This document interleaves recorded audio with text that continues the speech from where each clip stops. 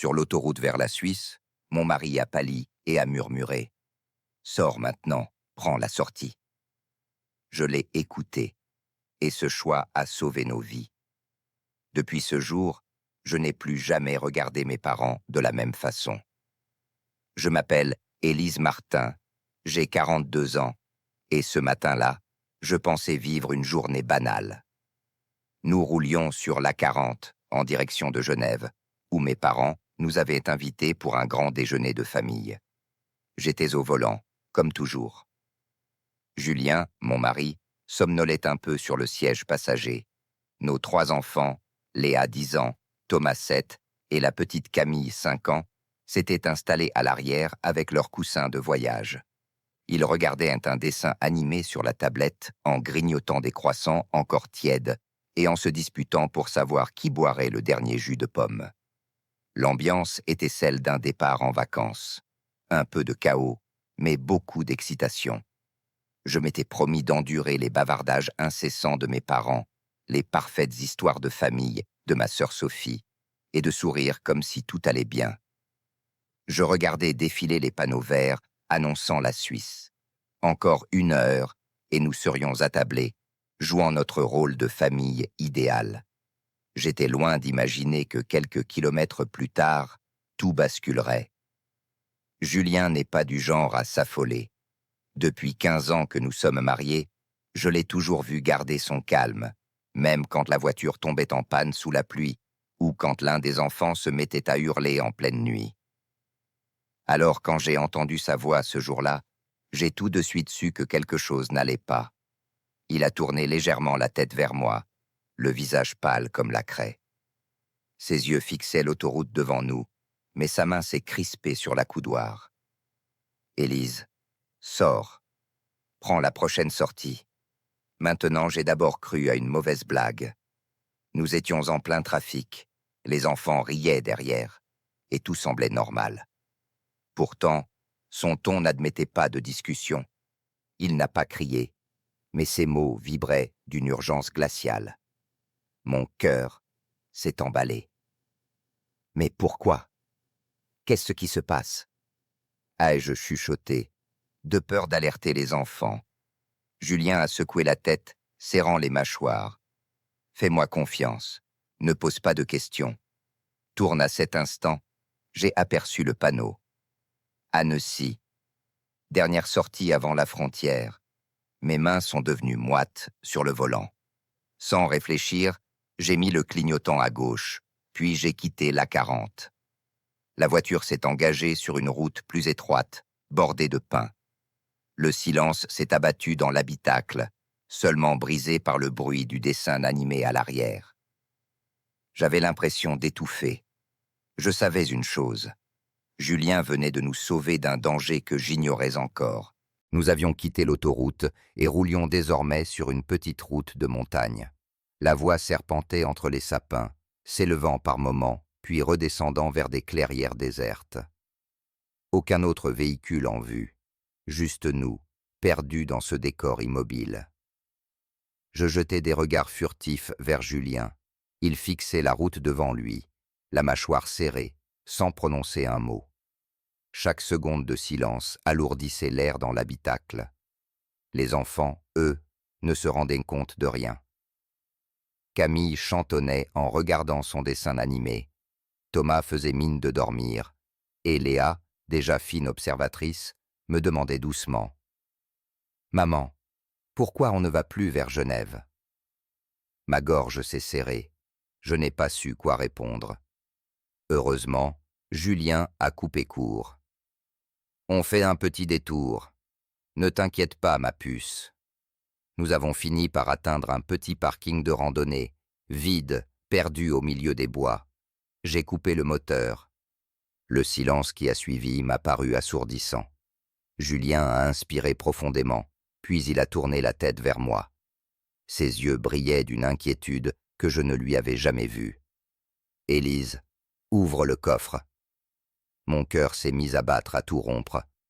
Pourquoi le coffre? Je savais que mes parents avaient insisté pour que nous prenions avec nous ce sac de sport rouge, soi-disant trop encombrant pour leur voiture. Un détail qui m'avait semblé anodin ce matin-là, mais qui, soudain, prenait une dimension sinistre. Je suis sorti de la voiture, mes jambes tremblaient. J'ai ouvert le coffre. Là, devant moi, trônait ce sac rouge. Innocent en apparence, mais j'avais déjà l'impression qu'il pesait des tonnes, comme s'il contenait un secret capable de faire exploser notre vie. Julien m'a rejoint, et ensemble, nous avons posé les mains sur la fermeture éclair. Mes doigts tremblaient tellement que j'ai eu du mal à tirer la fermeture. Le zip a grincé, ouvrant peu à peu la bouche du sac rouge. Julien se tenait à côté de moi, rigide, les lèvres pincées. À l'intérieur, pas de couverture, pas de vêtements comme je l'avais naïvement imaginé. Non. Il y avait des paquets rectangulaires, soigneusement enveloppés dans du plastique transparent, une dizaine au moins, serrés les uns contre les autres comme des briques muettes. Je les ai effleurés du bout des doigts. Ils étaient durs, lourds. Des livres ? Ai-je murmuré, comme pour conjurer l'évidence. Julien a secoué la tête. Non, ça, Élise, ce n'est pas pour la lecture. Si on passait la frontière avec ça, les douaniers nous menottaient dans la minute. Mon souffle s'est coupé. J'ai reculé d'un pas, comme si le sac lui-même me contaminait. Tu veux dire que mes parents... Il m'a regardé droit dans les yeux, la voix grave. Oui, tes parents t'ont fait passer pour une mule, et tu avais tes enfants à bord. Une vague glaciale a traversé tout mon corps. J'ai pensé à Léa, Thomas et Camille, assis quelques mètres plus loin dans la voiture, innocents, insouciants. Et moi, j'avais failli les conduire tout droit dans un piège qui aurait détruit leur enfance. Les souvenirs ont jailli comme une gifle. Mon père Bernard, toujours obsédé par l'image de respectabilité. Le champagne aux fêtes même, quand les factures EDF restaient impayées. Ma mère Chantal, souriante aux voisins, mais implacable dès que je refusais une demande d'argent. Et Sophie, l'éternelle préférée, celle qui recevait toujours sans rien donner en retour. Je sentais la colère monter en moi, mêlée à une douleur brûlante. Comment avaient-ils osé? Comment avaient-ils pu mettre en danger leurs propres petits-enfants? Julien a refermé le sac, calmement, mais fermement. On ne va pas jouer leur jeu. On ramène ça chez eux. Et après, on verra. Je n'ai rien répondu. Mais dans mon silence, une certitude se formait déjà. Rien, plus rien, ne serait jamais comme avant entre mes parents et moi. Le trajet du retour jusqu'à Villeurbanne a été étouffant. Les enfants s'étaient endormis, bercés par la route, mais dans l'habitacle régnait un silence pesant.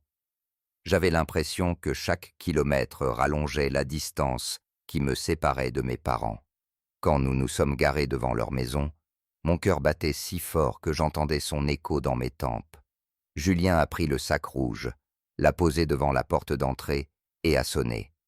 Ma mère, Chantal, est apparue, toujours apprêtée, parfumée, son sourire automatique figé sur le visage. « Ah, vous êtes déjà là ? Mais pourquoi ?» Julien n'a pas répondu. Il a poussé doucement le sac vers elle. Je me suis avancé, les yeux brûlants. « Vous avez mis ça dans notre coffre, avec vos petits-enfants. Expliquez-moi, mon père, Bernard, est arrivé dans le hall, une chemise impeccable, le ton déjà défensif. Élise, tu exagères, ce n'était qu'un service. Rien de dangereux. Un rire amer m'a échappé. Rien de dangereux? Des paquets plastifiés qu'on aurait découverts à la douane? Vous vouliez quoi? Que vos petits-enfants grandissent avec une mère en prison? Le masque de Chantal s'est fissuré. Elle a jeté un regard vers Bernard, puis vers moi. Tu refuses toujours de nous aider. Il fallait bien trouver une solution. Tu dramatises. Comme d'habitude, Julien a levé la main, tranchant. Assez. Ce n'est pas une question d'aider ou non. C'est une question de vie ou de mort. et vous avez franchi la ligne. Je les ai fixés une dernière fois, le cœur serré, mais décidé. Vous n'aurez plus accès à nous, ni à moi, ni à mes enfants. C'est fini. J'ai pris le bras de Julien, et nous sommes repartis sans attendre leur réponse.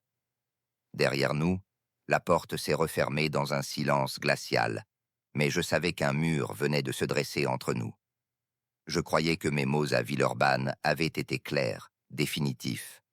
Pourtant, quelques jours plus tard, alors que je sortais du travail, mon téléphone a vibré avec un message de l'école. Les enfants ont déjà été récupérés par leurs grands-parents. Mon sang s'est glacé. Personne n'avait le droit de prendre Léa, Thomas et Camille sans mon autorisation. J'ai foncé jusqu'à la maison de mes parents, le cœur battant à tout rompre. En entrant, j'ai découvert une scène presque caricaturale. Ballons colorés suspendus au plafond, musique joyeuse, montagne de bonbons et de gâteaux étalés sur la table. Léa avait une nouvelle poupée, Thomas un énorme set de Lego et Camille un ours en peluche, presque plus grand qu'elle. Tous riaient, entourés de mes parents, radieux comme s'ils étaient les héros de la journée. Quand ils m'ont vu, les enfants ont hésité, gênés. Je n'ai pas crié. Je me suis approché calmement, mais ma voix tremblait de rage contenue. « Rassemblez vos affaires. On rentre à la maison. Mais maman, papy et mamie nous ont fait une surprise, » protesta Thomas, les yeux brillants. Je me suis accroupi à leur hauteur.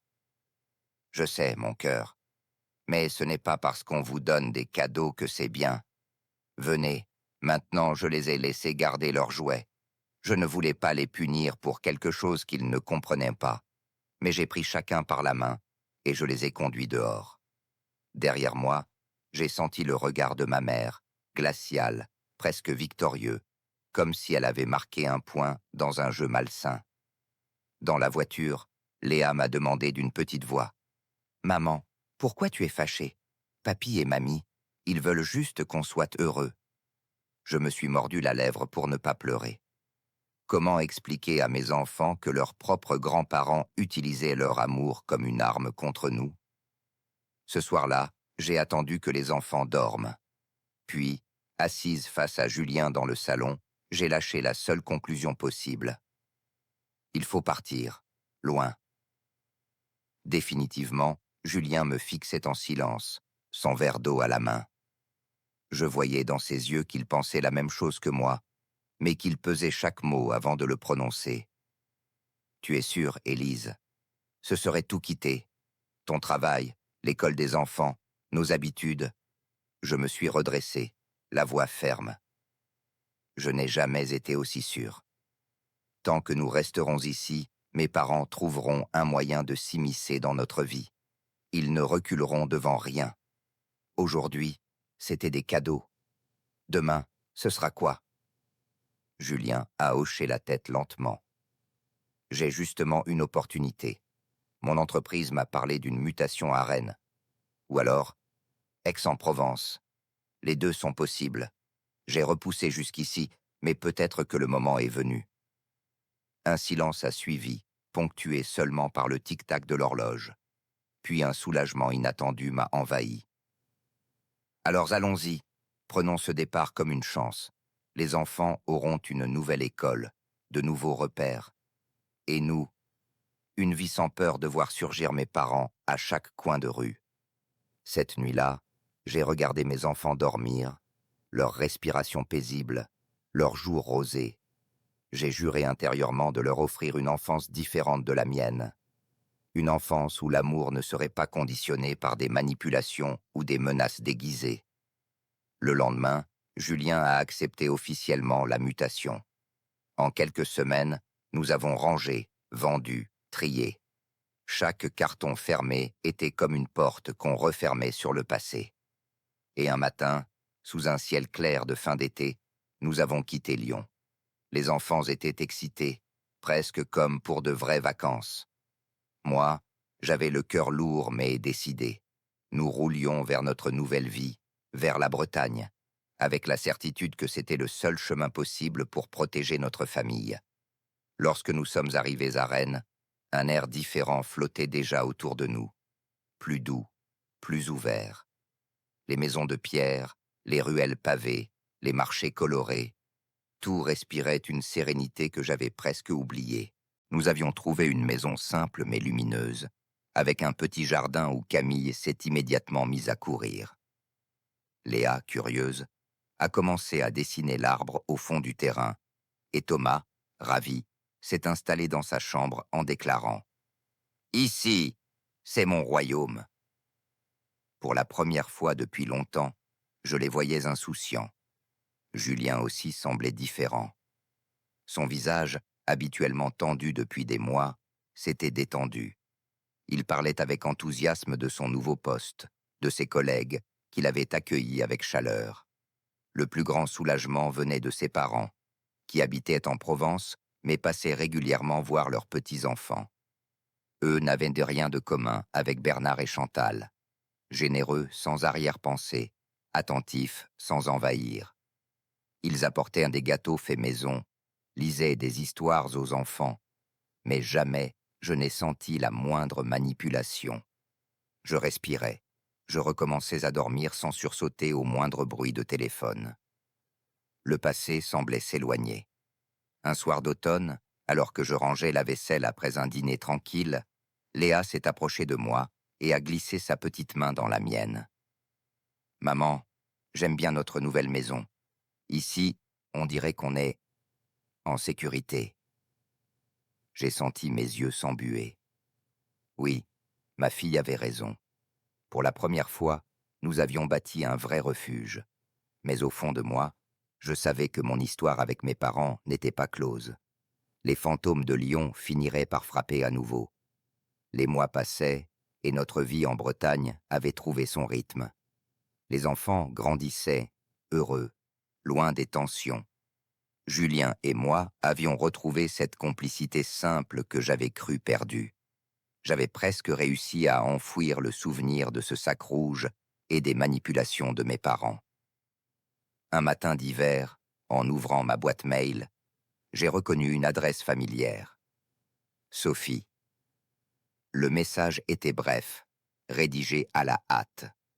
Élise, papa et maman ont été arrêtés à la frontière suisse.